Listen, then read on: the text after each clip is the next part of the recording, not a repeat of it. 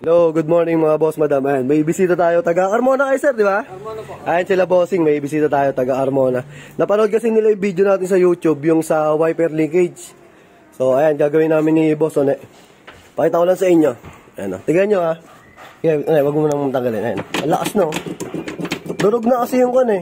Ayan o, durog na yung pinaka bushing niya. Ayan, so papalitan namin ngayon. Nakatanggal na yung wiper. So tulungan ko muna si Unay. Baklasin namin, tapos pakita namin sa inyo mamaya yung sira nung sa bushing. Ayan mga boss, nakatanggal na yung leakage. So pakita mo nga Unay. Ayun o, tanggal na yun. Durog na eh. Ayan. Saan na punta? Andiyan lang yung sa gilid. Tigam. Ayan, nakatanggal na yun. Eto, sa wiper motor ng BRB, bigyan ko kayo ng tip. Mobilyo sa City, pareha na ito. May customer na kaming nasira yung ganito na sunog. Ang nilagay namin pang Honda City. Kaya lang, hindi pinabidyo ng customer. Pero sabihan ko na rin kayo, ayan. Sa BRB, same ng mobilyo saka sa Honda City. Okay na? Tanggal? Sige, sige. Sige, tanggalin mo na. Mamaya na lang, gutin natin. Ayan. Durog na eh. Ano yung video? Ayun sir, yung sa bushing. Papalitan na yan sir. Ano bang ano kayo dyan? Ayan mga boss, diudoktong na ni Uni yung sa bushing. Ayan o. Ayan, nakaputol na. Kinakabit niya na yung ayan o, yung pinaka bushing. Ito yung kila boss eh. Ayan. Durog na eh. Ayan o. Durog.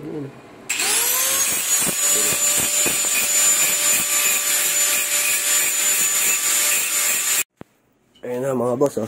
Tadoktong na. Ayan. All goods na. Ayan.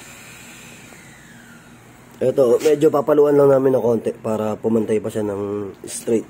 Ayan, tulad na ito. Pantay na pantay. So, papaluan pa yun ng konti. Kasalpak. Ayan yung grass. So, ayan. Pantay na yan mga boss, oh. Oh. Hindi kasi pwedeng tabingi. Mawawala sa align yung pinaka wiper leakage. Ayan. Kaya kailangan pantay na pantay. Tapos, ayan, naka-welding na siya, full weld. Okay, salpak. Yes sir, testing mo na. Ayan sir, okay na. Sige sir, i-wiper mo lang. Yung malakas? Hindi sir, kahit yung pangalawa lang. Ayan. Ayan mga boss, gumagana na oh. Ayan. So, okay na siya. Ayan, sir. Wala na yung lagabog. Wala na gabog, sir, no? Hindi na bumubo ka doon sa loob na. Ayan.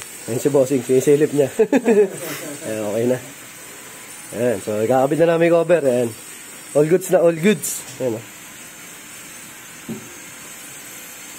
Sige, sir, okay na. Ikaw mo na, sir. Kabit ng cover.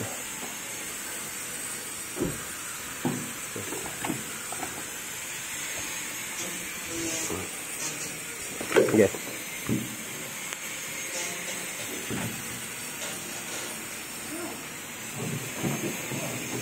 Okay.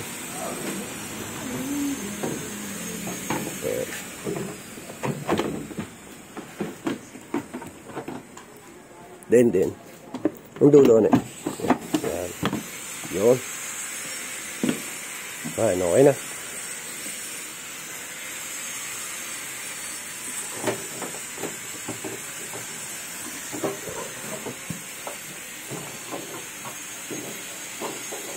Ayan na mga boss. Yung tornilyohan na lang. Tapos papalitan na rin namin ng wiper kasi sira na rin yung wiper nila boss eh. Sa wiper ng BRB 22, 20, 21 saka 16, 17, 18 pwede. Kahit sa anong size ng tatlo na yon. Wala na. Ay sir, tingnan mo. Wala nang alog. Ayan. Dati, isa lang hawakan mo ba? Dati. Yan mga, baka bumakulay ba yung ano eh? Sige. Testing muna natin. Mga boss, testing na natin.